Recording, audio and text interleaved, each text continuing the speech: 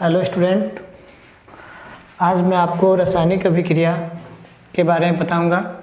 इस रासायनिक अभिक्रिया को बताने से पहले कुछ रासायनिक सूत्र के बारे में जानना ज़रूरी है, जो मैं बोर्ड पर लिख चुका हूं पहले, क्योंकि टाइम बचे इसलिए मैं पहले लिख चुका हूं।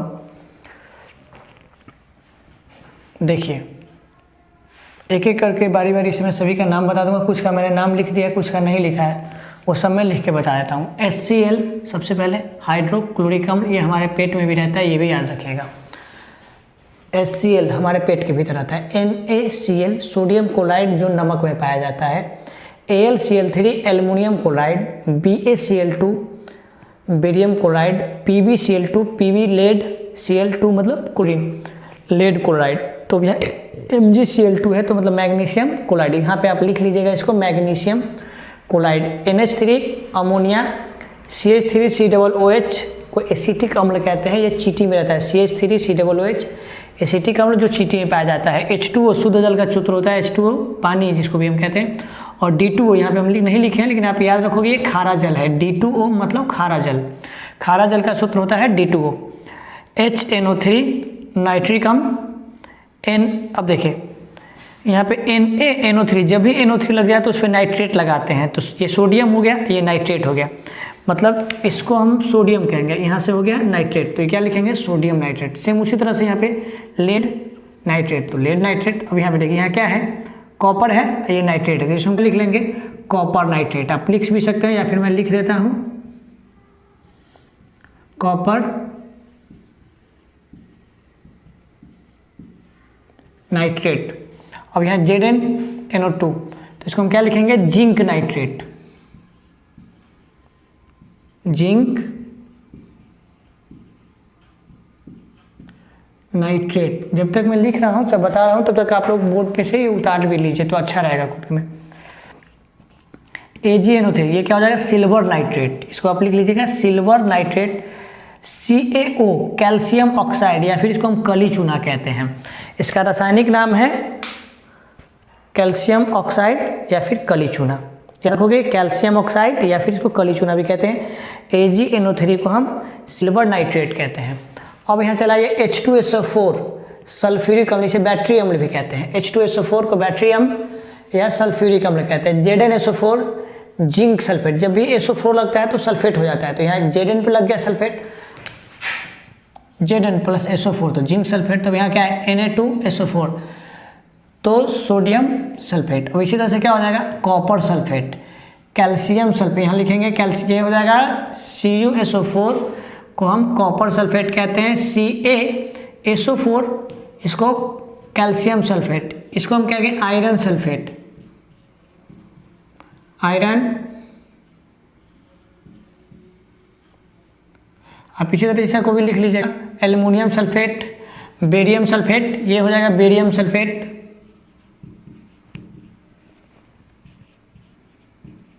Barium sulphate. CaCO3 इसको हम संगमरमर कहते हैं, या फिर कैल्शियम कार्बोनेट। सीमेंट का सूत्र भी यही होता है, CaCO3 इसको संगमरमर, सीमेंट या फिर कैल्शियम कार्बोनेट कहते हैं। अब CO3 यहाँ पे लग गया, तो यहाँ पे क्या हो जाएगा, जिंक कार्बोनेट। ये कैल्शियम कार्बोनेट हो गया, तो ये जिंक कार्बोनेट,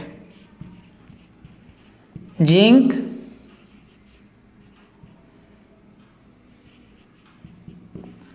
कार्बोनेट। सेम उसी तरह से हो जाएगा कॉपर कार्बोनेट, इसको आप लिख लीजिएगा कॉपर कार्बोनेट। CuCO3 को कॉपर कार्बोनेट कहते हैं।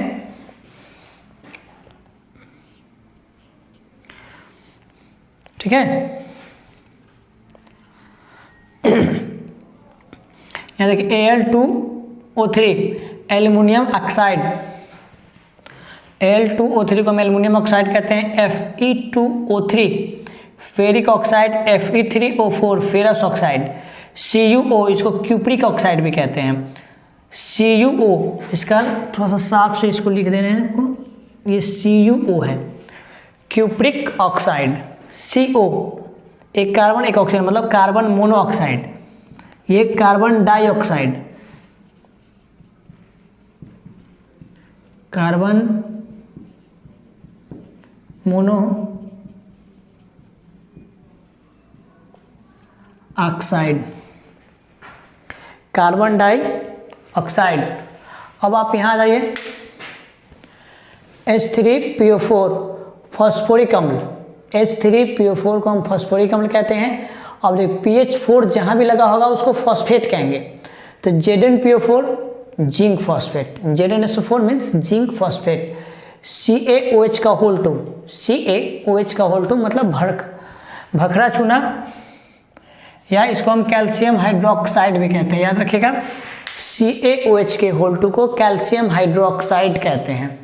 अब चूंकि Na पे लग गया OH, तो ये क्या हो जाएगा, सोडियम। चूंकि OH लग, जैसे यहाँ पे कैसे कैल्शियम के साथ OH लगा तो कैल्शियम ऑक्साइड बोले, कैल्शियम हाइड्रोक्साइड बोले, सेम इसी तरीके से यहाँ पे जब सोडियम के साथ OH लगा हुआ है तो सोडियम हाइड्रोक्साइड इसको लिखेंगे,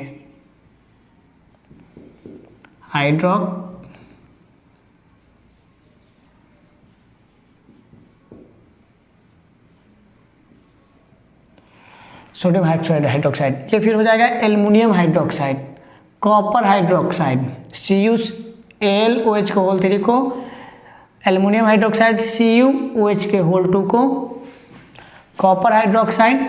अब यहाँ देखिए H के साथ हाइड्रोजन लगा हुआ है, हाइड्रोजन ब्रोमाइड, हाइड्रोजन के साथ भी आयोडीन लगा हुआ है, आप इसको लिख सकते हैं हाइड्रोजन आयोडाइड, याद रखिएगा HI को हम कहते हैं हाइड्रोजन आयोडाइड। अब देखिए पोटेशियम के साथ K लगा हुआ, पोटेशियम को K है ना, और इसके साथ I लगा हुआ मतलब potassium iodide, NaBr sodium bromide, PbI2,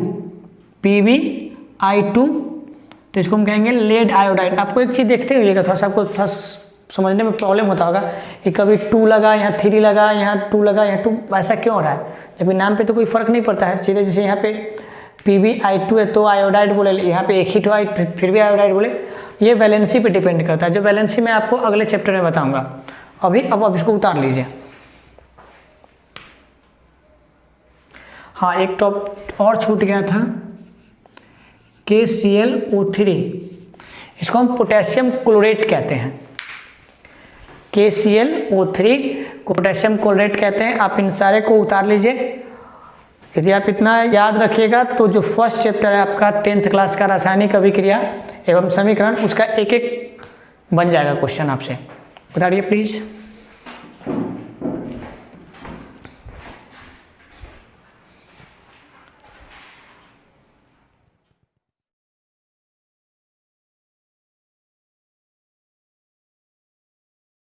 अब जानते हैं कि हमारे जीवन में बहुत सारी घटनाएं घटती हैं। उन्हीं सारी घटनाओं में जैसे खाना शरीर के भीतर पचना, हम लोग सांस लेते हैं, ये जो घटनाएं होती हैं ये सब रासायनिक अभिक्रिया। यदि शरीर में साबुन लगाते हैं तो साबुन लगाने से हमारा शरीर साफ़ हो जाता है। तो आखिर साबुन लगाने से शरीर क्या साफ़ होता है, क्या होता है, कैसे होता है? क्रीम लगाते हैं, वह सब एक रासायनिक अभिक्रिया है। तो रासायनिक अभिक्रिया किसको कहते हैं? सबसे पहले आपको ये जानना जरूरी है कि रासायनिक अभिक्रिया आखिर कहते किसको है।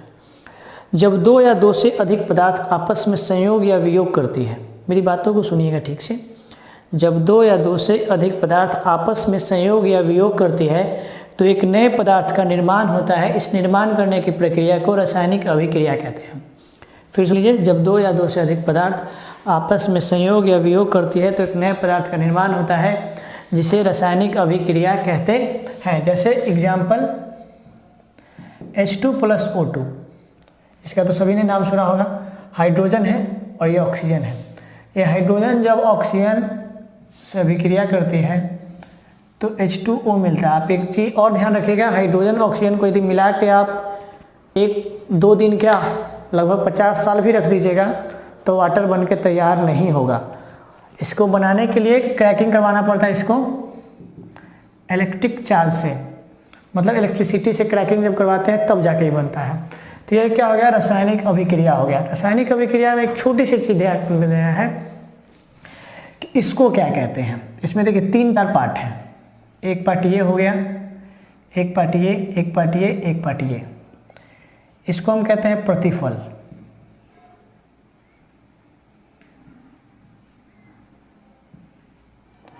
प्रतिफल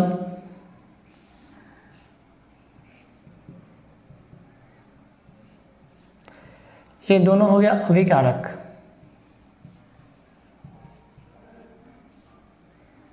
अभिकारक इसको ओनली अभिक्रमक कहते हैं।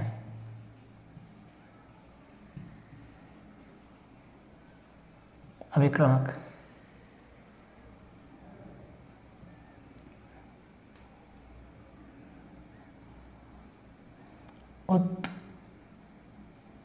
उत्प्रेरक, यह है उत्प्रेरक और इसको कहते हैं क्रियाधार।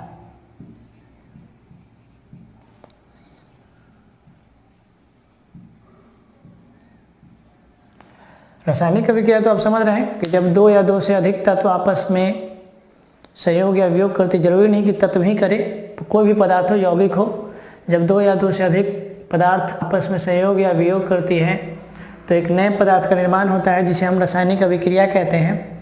ये तो मैंने आपको बता दिया। अब है कि रासायनिक अभिक्रिया में पार्ट क्या है इसके, किसको क्या कहते हैं। जैसे इधर ये दोनों मिला बन ये गया, ये बनने में सहायता किया। तो सबसे पहले आप जान लीजिए कि रासायनिक अभिक्रिया के बाद जो बनता है, जो कुछ भी बना वह सबका सब प्रतिफल है। जो कुछ भी बना रासायनिक अभिक्रिया में वो प्रतिफल है। तो रासायनिक अभिक्रिया में यहाँ वाटर बना है, मतलब H2O जल बना है, ये प्रतिफल हो गया। मतलब रासायनिक अभिक्रिया में जिसकी निर्माण होती है उसे प्रतिफल कहते हैं। फिर अभिकारक, रासायनिक अभिक्रिया में जो पदार्थ आपस में अभिक्रिया करती है, रासायनिक अभिक्रिया में जो पदार्थ आपस में अभिक्रिया करती है उसको अभिकारक कहते हैं। देखिए H2 और O2 अभिक्रिया किया दोनों आपस में, इसको हम अभिकारक कहेंगे। इसको अंग्रेजी में रिएक्टेंट कहते हैं, इसे रिएजेंट, प्रोडक्ट, कैटलिस्ट और सबस्ट्रेट। फिर से एक बार इंग्लिश याद कर लीजिए।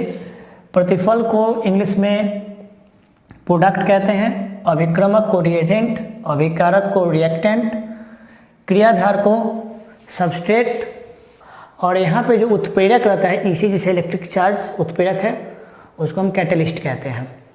तो प्रतिफल आप समझ गए, अभिकारक समझ गए। वह पदार्थ जो रासायनिक अभिक्रिया में भाग लेता है अभिकारक कहलाता है। वह पदार्थ चाहे वो चीज जो रासायनिक अभिक्रिया के दर को घटा या बढ़ा सकता है, जो रासायनिक अभिक्रिया के दर को घटा या बढ़ा सकता है उसे उत्प्रेरक कहता है। जैसे सनलाइट, सूरज की जो रोशनी है वो कभी अभिक्रिया नहीं करती, वह सिर्फ करती क्या है, अभिक्रिया के दर को घटाती और बढ़ाती है, मतलब सहायता करती है रासायनिक अभिक्रिया होने में। जैसे लोग खाना बनाते हैं तो बर्तन में खाना डाल दिए तो जो गैस की वजह से ज्वाला निकलता है वो ज्वाला तो अभिक्रिया करती नहीं है, वो सिर्फ सहायता करती है। तो वो गैस की जो हीट हो गई वो क्या हो गया, उत्प्रेरक हो गया। मतलब रासायनिक अभिक्रिया में जो सहायता करता है अभिक्रिया होने में उसे उत्प्रेरक कहते हैं। अब अभिक्रमक किसे कहते हैं, क्रियाधार किसे कहते हैं। तो रासायनिक अभिक्रिया का जो प्रकार होता है ना, आप याद रखिए प्रकार निर्भर करता है अभिक्रमक पे। आगे के क्लासों में ऐसे तो 9th-10th में सीधा बोल दिया जाता है कि जिससे क्रियाधार अभिक्रिया करे उसको अभिक्रमक कहते हैं, लेकिन जब आप आगे के क्लास में जाइएगा तो पता चलेगा कि रासायनिक अभिक्रिया के प्रकार जिस पे डिपेंड करता है उसे हम अभिक्रमक कहते हैं। इसी से पता चलता है कि रासायनिक अभिक्रिया कौन सा होगा, संयोजन है, वियोजन है, न्यूक्लियोफिलिक, इलेक्ट्रोफिलिक, सबका पता अभिक्रमक से ही पता चलता है। रासायनिक अभिक्रिया का प्रकार क्या है यह आपको अभिक्रमक से पता चलता है। तो अभिक्रमक किसे कहते हैं, वह पदार्थ जो रासायनिक अभिक्रिया में क्रियाधार से अभिक्रिया करता है उसको अभिक्रमक कहते हैं। अगला क्रियाधार किसे कहते हैं, तो जो अभिक्रमक से अभिक्रिया करता है उसको हम क्रियाधार कहते हैं। ऐसे जब रिएक्शन आप कोई देखिएगा तो उसमें छोटा सा ये तो मतलब समझने के लिए है कि जिसकी क्वांटिटी अधिक रहती है वही क्रियाधार होता है, इसकी क्वांटिटी हमेशा कम होती है, ये अभिक्रमक होता है। अक्सर देखा गया लेकिन जरूरी नहीं है, याद रखिएगा। इसको मैं मिटा दे रहा हूँ। अब मैं आपको रासायनिक अभिक्रिया के प्रकार के बारे में बताता हूँ, आप याद फिर से कर लीजिए। प्रतिफल किसको कहते हैं, जो रासायनिक अभिक्रिया में बनता है उसे प्रतिफल कहते हैं। जो सहायता करता है उसे उत्प्रेरक कहते हैं। वह पदार्थ जो रासायनिक अभिक्रिया के दर को घटा या बढ़ा सकता है उत्प्रेरक कहलाता है। या फिर आप ऐसे बोलिए कि वह पदार्थ जो रासायनिक अभिक्रिया में सहायता करती है उसे उत्प्रेरक कहते हैं। जैसे सूर्य, सनलाइट उत्प्रेरक है। अभिकारक, रासायनिक अभिक्रिया में जो भी पदार्थ भाग लेता है अभिकारक होता है। अभिक्रमक और क्रियाधार, अभिकारक और तो समझ गया, अभिक्रमक और क्रियाधार। क्रियाधार जैसे अभिक्रिया करते उसको अभिक्रमक कहते हैं। बस अब आगे आपको बताना।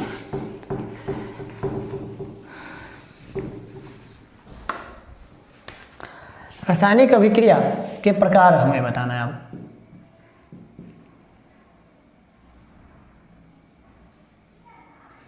प्रकार, रासायनिक अभिक्रिया मुख्यतः 3 प्रकार के होते हैं। याद रखोगे आप कि रासायनिक अभिक्रिया मुख्यतः 3 प्रकार के होते हैं। होता हुआ कौन कौन है, सो सुन लीजिए। पहला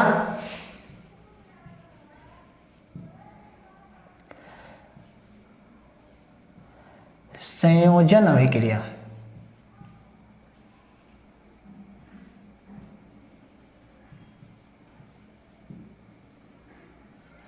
रासायनिक अभिक्रिया का प्रकार सब पहला है संयोजन अभिक्रिया, दूसरा वियोजन,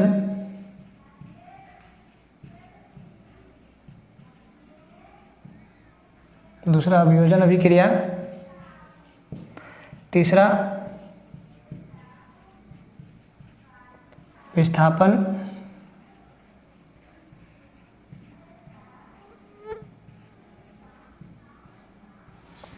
अभिक्रिया। अब है संयोजन अभिक्रिया किसे कहते हैं। आपसे पूछे, देखिए संयोजन मतलब संयोग हो रहा है, मतलब संयोग हो रहा मतलब क्या कि 2-3 आपस में मिल रहा है। इसके नाम से ही पता चला है ना कि संयोग हो रहा मतलब जुड़ रहा है, 2-4 जुड़ रहा है। ऐसे इसको अंग्रेजी में कहते हैं, अंग्रेजी इसका जान लीजिए, इसको इंग्लिश में कहते हैं एडिशन रिएक्शन। तो एडिशन रिएक्शन क्या है, एडिशन मतलब उसमें भी पता चला ना कि जुड़ रहा है। एडिशन का मतलब होता है जुड़ना। तो वह रासायनिक अभिक्रिया जिसमें 2 पदार्थ आपस में जुड़ती है, जरूरी नहीं कि 2 ही हो, 2 से अधिक भी हो सकती हैं।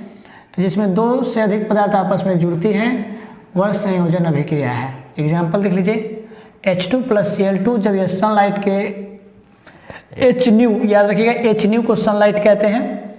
आपको मैं साइड में लिख देता हूँ, HNu मतलब सनलाइट,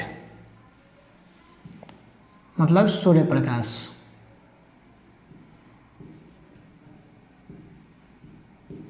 सूर्य प्रकाश। तो संयोजन अभिक्रिया होगी वह रासायनिक अभिक्रिया जिसमें 2 या 2 से अधिक पदार्थ आपस में संयोग करके एक नए पदार्थ का निर्माण करती है, संयोजन अभिक्रिया कहलाती है। बहुत सारे एग्जाम्पल है, लेकिन आप एक ही जान लीजिए या फिर दूसरा भी देख लीजिए। एक H2 + O2,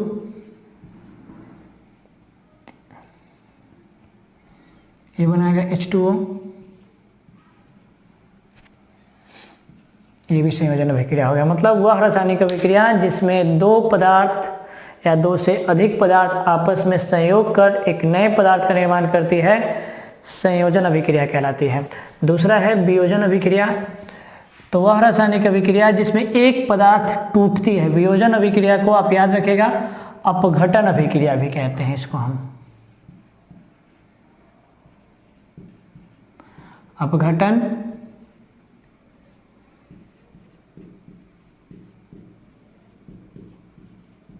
अभिक्रिया।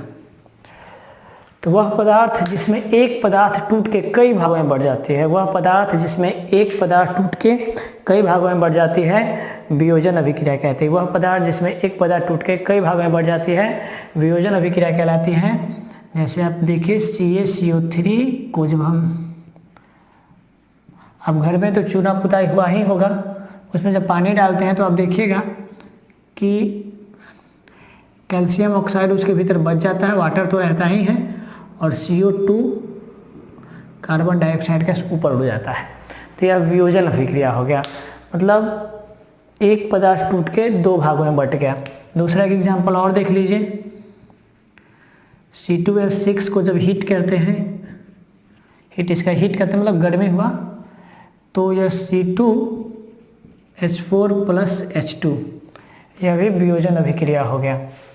तो वियोजन अभिक्रिया समझ रहे हैं कि वह रासायनिक अभिक्रिया जिसमें एक पदार्थ टूट के कई भागों में बढ़ जाता है, वियोजन अभिक्रिया कहलाता है। वह पदार्थ जिसमें एक पदार्थ टूट के कई भागों में बढ़ जाता है, वियोजन अभिक्रिया कहलाता है। फिर सुनिए, वह रासायनिक अभिक्रिया जिसमें एक पदार्थ टूट के कई भागों में बढ़ जाता है, वियोजन अभिक्रिया कहलाता है। अगला है विस्थापन अभिक्रिया।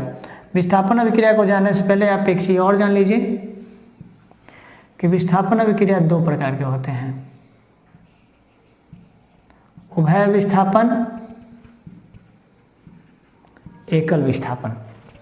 विस्थापन अभिक्रिया दो प्रकार के होते हैं, याद रखिएगा, एक उभय विस्थापन अभिक्रिया और एक देखिए आपको Zn plus H2SO4, Zn plus H2SO4, तो ये बनेगा ZnSO4 plus H2, ZnSO4 plus H2, और यहाँ या फिर Zn प्लस 2HCl, तो ये बनता है ZnCl2 प्लस H2। इन दोनों अभिक्रियाओं में एक ही चीज़ आप देख रहे हैं कि यहाँ का जो SO4 है वो विस्थापित होकर जिंक पे आ गया, और यहाँ का जो Cl है विस्थापित होकर, मतलब सिर्फ एक क्रियाशील मूलक का स्थानांतरण हुआ, विस्थापन हुआ, तो एकल विस्थापन। मतलब वह विस्थापन अभिक्रिया क्या है कि वह रासायनिक अभिक्रिया जिसमें क्रियाशील मूलक का स्थानांतरण होता है। विस्थापन स्थानांतरण मतलब एक जगह से दूसरे जगह जाना, तो वह रासायनिक अभिक्रिया जिसमें क्रियाशील मूलक का स्थानांतरण होता है विस्थापन अभिक्रिया कहलाता है। और विस्थापन अभिक्रिया में एकल विस्थापन, मतलब वह विस्थापन अभिक्रिया जिसमें केवल एक क्रियाशील मूलक का स्थानांतरण होता है या विस्थापन होता है, एकल विस्थापन अभिक्रिया कहलाता है। और वो रासायनिक अभिक्रिया जिसमें दोनों, जैसे BaCl2 प्लस NaSO4, तो ये बनेगा BaSO4 प्लस NaCl, 2NaCl, देख लीजिए।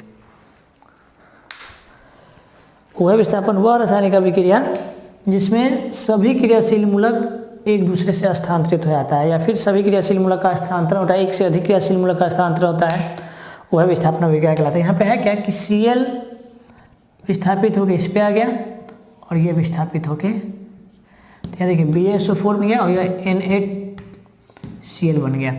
इस तरह से आप समझ सकते हैं रासायनिक अभिक्रिया का 3 मेनली प्रकार होता है, और भी आगे की जो प्रकार है वो मैं आपको थोड़ी देर में लिखवा दूंगा, आप इसको पहले लिखिए।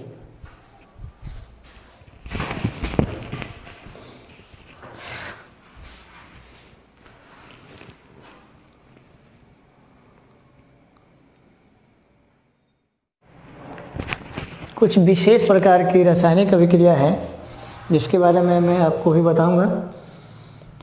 जैसे रासायनिक अभिक्रिया तो मेनली 3 ही प्रकार के होते हैं, संयोजन अभिक्रिया, वियोजन अभिक्रिया और विस्थापन अभिक्रिया। लेकिन कुछ रासायनिक अभिक्रिया ऐसे भी हैं जो स्पेशल टाइप के हैं। जैसे सबसे पहला आप जान लीजिए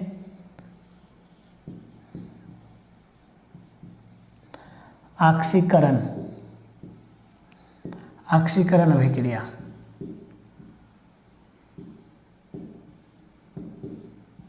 एक चीज हमारा ध्यान दीजिएगा, यदि आपको लैंग्वेज का ज्ञान है तो साइंस समझने में ज़्यादा दिक्कत नहीं होती है। ऑक्सीकरण मतलब पता ही चला कि ऑक्सीजन जुट रहा है। जैसे देखिए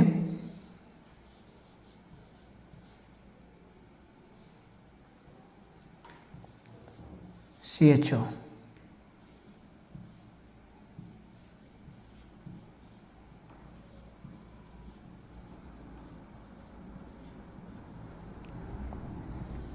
दो 3 एग्जाम्पल दे रहे हैं, फिर समझाएंगे आपको।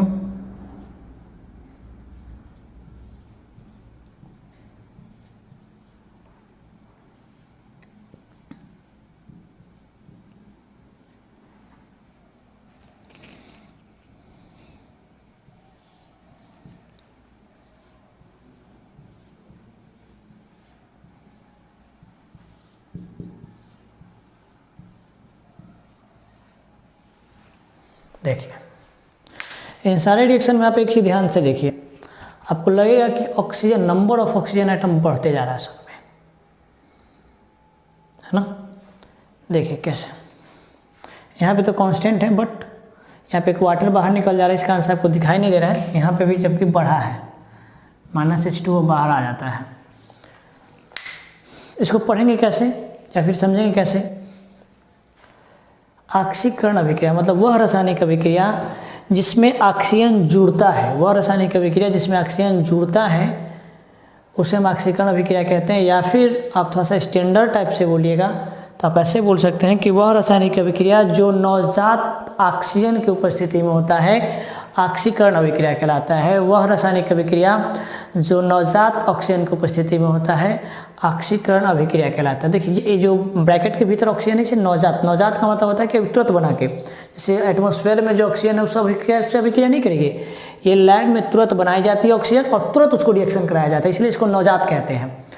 तो वो रासायनिक अभिक्रिया जो नवजात ऑक्सीजन की उपस्थिति में होता है ऑक्सीकरण अभिक्रिया कहलाता है। ध्यान से देखिए यहाँ पे भी नवजात ऑक्सीजन के ये आपको एसिटल्डिहाइड है, एसिटल्डिहाइड जब नवजात ऑक्सीजन के उपस्थिति में रिएक्शन करती है तो एसिटिक अम्ल बनाती है।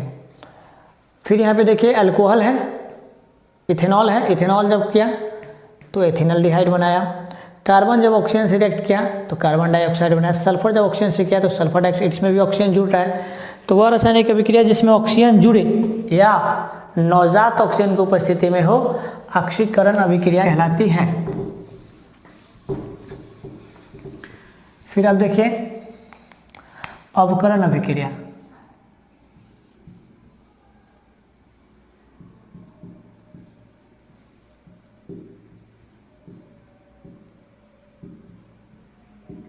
ऐसे बोलचाल की भाषा में ऑक्सीकरण का जस्ट उल्टा होता है अवकरण अभिक्रिया। ऐसे देखिए CH3COOH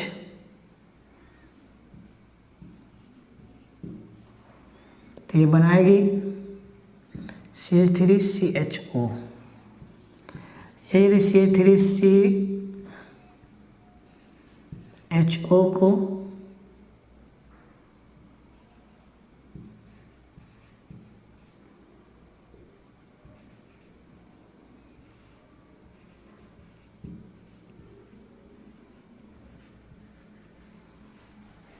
देखिए दोनों रिएक्शन में आप क्या देख रहे हैं,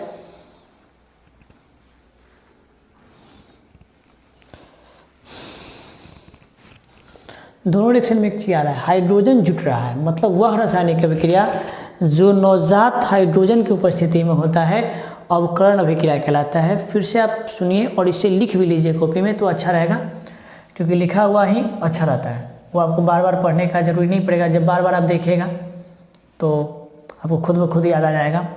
अवकरण अभिक्रिया क्या है?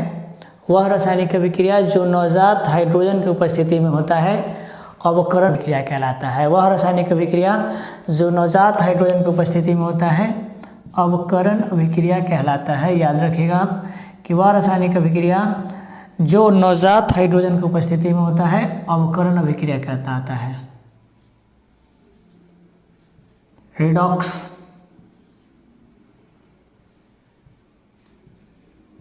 अगला अभिक्रिया है रिडॉक्स अभिक्रिया। देखिए रिडॉक्स अभिक्रिया किसको कहते हैं? जिसमें दोनों होती हैं। कौन दोनों भाई? तो ऑक्सीकरण और अवकरण। वह रासायनिक अभिक्रिया जिसमें ऑक्सीकरण भी होती है और अवकरण भी होती है उसे हम कहते हैं रिडॉक्स अभिक्रिया। CuO+H2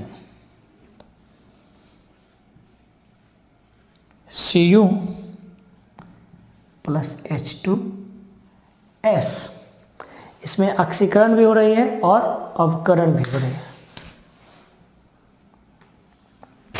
तो यह रिडॉक्स अभिक्रिया हो गया। वह रासायनिक अभिक्रिया जिसमें ऑक्सीकरण एवं अवकरण दोनों होती है रिडॉक्स अभिक्रिया कहलाती है। बहुत सारा है, ZnO+C Zn+CO।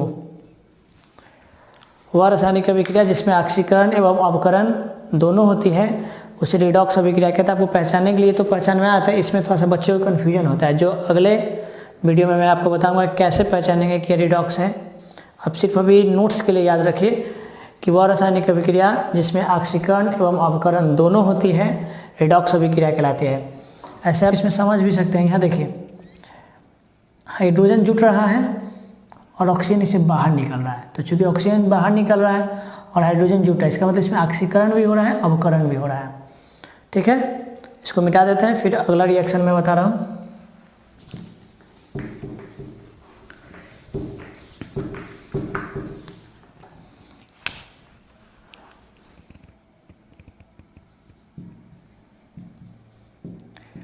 प्रकाश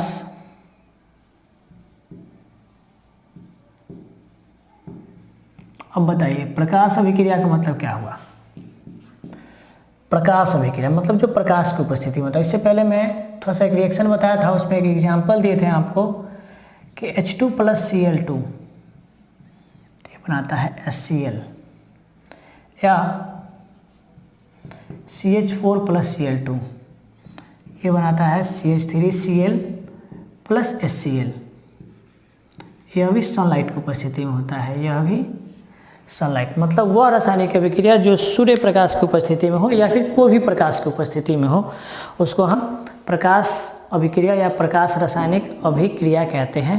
आप याद रखिएगा कि वह रासायनिक अभिक्रिया जो प्रकाश की उपस्थिति में होता है, वह रासायनिक अभिक्रिया जो प्रकाश की उपस्थिति में होता है उसे हम कहते हैं प्रकाश अभिक्रिया। अब है अगला अवक्षेपण अभिक्रिया।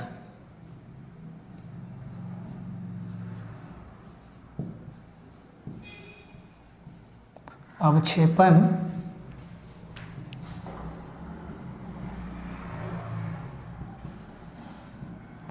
अभिक्रिया। अवक्षेपण अभिक्रिया में NaCl + AgNO3 AgCl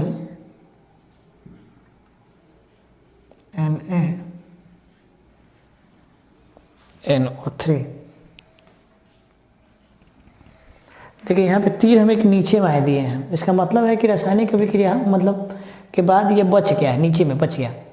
तो वह रासायनिक अभिक्रिया जिसमें रासायनिक अभिक्रिया के पश्चात कुछ ठोस पदार्थ बच जाते हैं उसे हम अवक्षेपण अभिक्रिया कहते हैं। इससे बोल सकते हैं कि वह रासायनिक अभिक्रिया जिसमें अभिक्रिया के पश्चात कुछ ठोस पदार्थ अवक्षेप के रूप में प्राप्त होता है, अवक्षेपण अभिक्रिया कहलाता है। वह रासायनिक अभिक्रिया जिसमें ठोस पदार्थ अभिक्रिया के पश्चात अवक्षेप के रूप में प्राप्त होता है, अवक्षेपण अभिक्रिया कहलाता है। अब छठा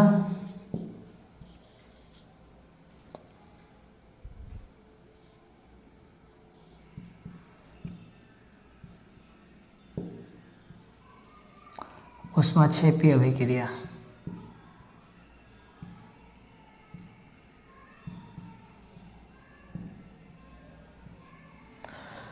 ऊष्माक्षेपी का मतलब ऊष्मा बाहर निकलती है। तो बाहर निकलती है तो आप अपने घर पे कभी चूना पानी में डाले हैं? चूना को जब हम पानी में डालते हैं तो क्या होता है? नहीं याद आया? मैं बताता हूँ क्या होता है। जब चूना को पानी में डालते हैं तो वो खदकना शुरू होता है, खदकने के बाद गर्मी देती है। क्या देती है? गर्मी देती है। तो मतलब बहुत ज़्यादा गर्म बाहर निकलता है, भाप उसको छुइएगा तो बहुत हाथ जल भी सकता है। तो हाथ जल गया, इसका मतलब वो है ऊष्माक्षेपी अभिक्रिया। वह रासायनिक अभिक्रिया जिसमें अभिक्रिया के पश्चात ऊष्मा मुक्त होती है। यहाँ देखिए अभिक्रिया के पश्चात ऊष्मा मुक्त हो रही है, तो यह क्या हो गई? ऊष्माक्षेपी अभिक्रिया हो गई। वह रासायनिक अभिक्रिया जिसमें अभिक्रिया के पश्चात ऊष्मा मुक्त होती है, ऊष्माक्षेपी अभिक्रिया कहलाती है। लिख लीजिए इसको। वह रासायनिक अभिक्रिया जिसमें अभिक्रिया के पश्चात ऊष्मा मुक्त होती है, ऊष्माक्षेपी अभिक्रिया कहलाती है।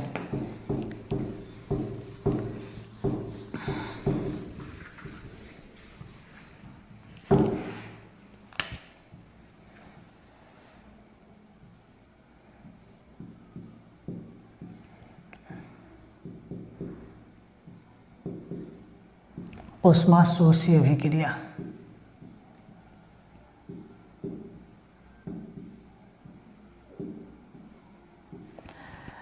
ऊष्माशोषी मतलब ऊष्माशोषी अवशोषित करती है। तो ऊष्मा अवशोषित का भी अभी एक थोड़ा देर पहले हम एक एग्जाम्पल आपको बताए थे। देखिए C2H6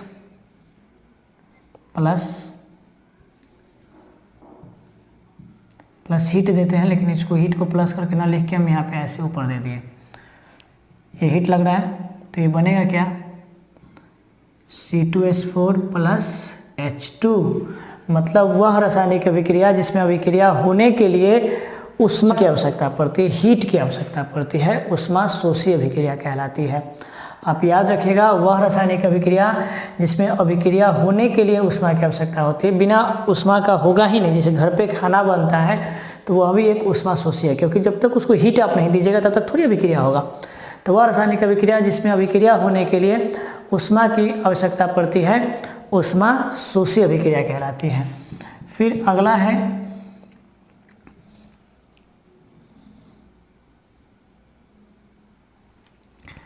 ऊष्मा शोषी, आपको मैं बता दिया, वह विस्थापन बता दिए हैं, रेडॉक्स बता दिए, उदासीकरण बता दिए हैं। अब एक बताना उदासीनीकरण।